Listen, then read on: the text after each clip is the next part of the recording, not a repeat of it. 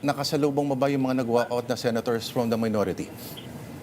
Yes, oo. Ito yung mga minority senators na ang nagtawag sa kanila para mag-walkout ng session is si Senator Mig Zubiri at ang nakasalubong din natin itong si Senator Rizon Ontiveros, si Senator Sherwin Gatchalian na hindi na tinapos yung pagka-clarify ni Senate President Alan Peter Cayetano doon sa nais nilang i-divide ang House para raw malaman kung tatalakayin daw ba sa session o sa plenaryo yung motion nga para magkaroon ng amendment sa rules para mapayagan ang virtual or remote participation sa session.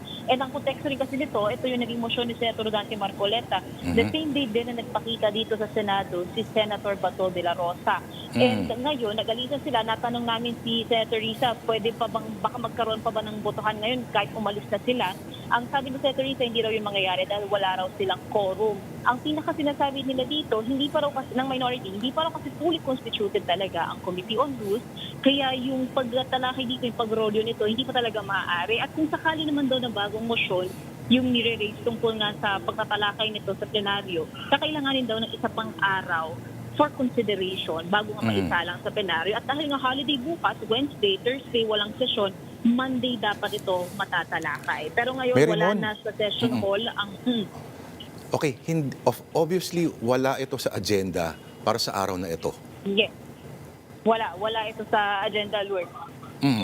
Okay, so anong oras lang or ilang, kasi nung nag-tune in kami, nasa gitna na ng mga nagdebate, no?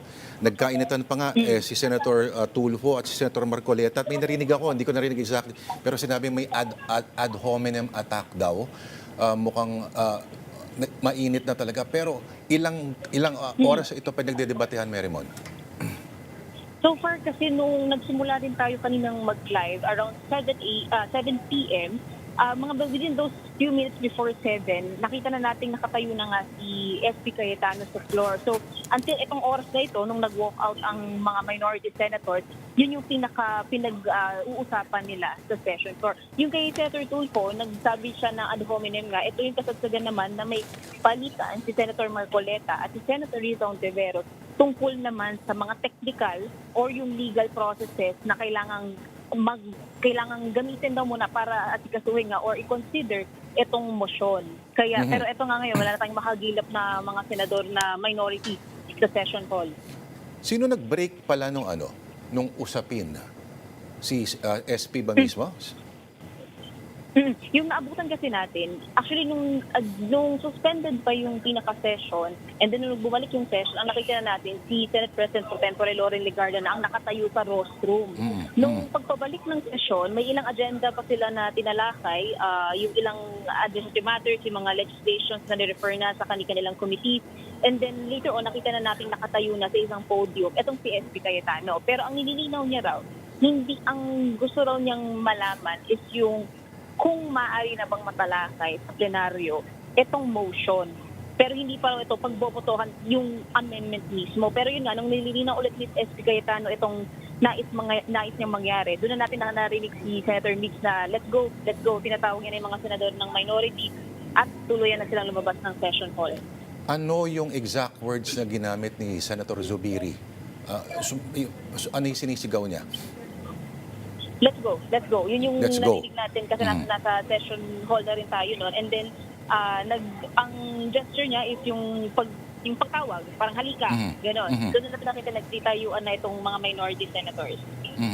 Ito ba may parang huddle silang ginawa? Kasi parang iniwan nila yung minority leader. Si Tito Sen lang na naiwan sa minority.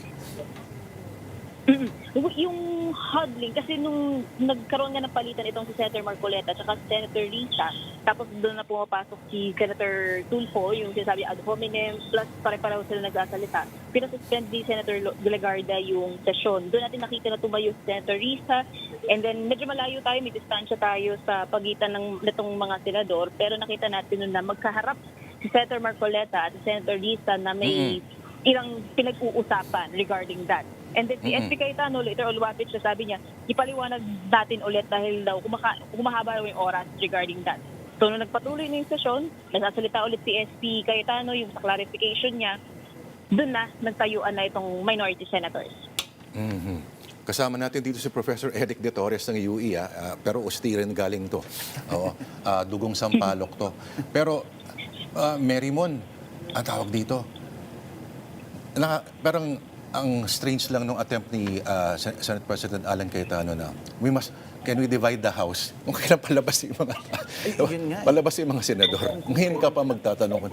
Ang ibig sabihin nun, tingnan natin kung sino ang mga tutol, Yes. sino mga gusto. Parang Oo. testing waters din. Mary Mon, akala natin okay na yung araw natin. Akala natin makakapahinga tayo with the words of love from Lito Lapid in mind. Pero hindi pa pala malala yung kagabi. Akala natin malala na yung kagabi, Professor De Torre. Mas mabigat to.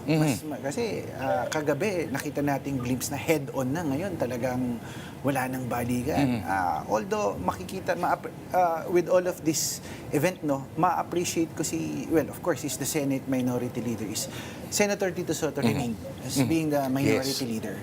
Oo. Ako din nakikita ko hindi call it political or drama, it's very unparliamentary to walk out. Yes. Old school pa rin si Tito Sen. No? Old school siya. Exactly. So sana they fight it out, they debate upon the rules, 'di ba? Tingin ko may halong politika to steer emotions basically. So at the end of the day, may kasabihan nga sa political science term, tyranny of the majority. Akala ko tira of the majority. Oo. Kasi hindi malayo 'yun, ano? Hindi malayo, Tira of hindi the malayo. majority. Okay. Naku, nagsasalita pa rin si Senator Marcoleta. Playback na lang pala 'yan. Okay. So kanya-kanya ano ba nagpupulong ngayon ang mga minority leaders? Mary Mon? O kanya-kanya Well, uwian hindi na? kasi natin sila nakita eh. Umakyat sila ng elevator. So, it's either aakyat sila sa kanilang mga opisina kung may pagpupulong silang gagawin or kung bababa na sila sa parking kung pupunta na sila ng kanilang mga sasakyan. Pero we'll see. Tingnan natin. Nandito pa kasi tayo ngayon sa labas ng session hall and umaabang pa tayo kung sakaling meron pa tayo makakausap na senador. Temporarily suspended? O Yes. ano na talaga, adjourned na talaga sila? Well, ngayon kasi nakikita natin may mga lumalabas na ulit na mga senador dito sa floor. Teka lang, sandali. Ito, may lalapitan tayo. Si Lito Lapid, Si tanungin mo. Senator Mark.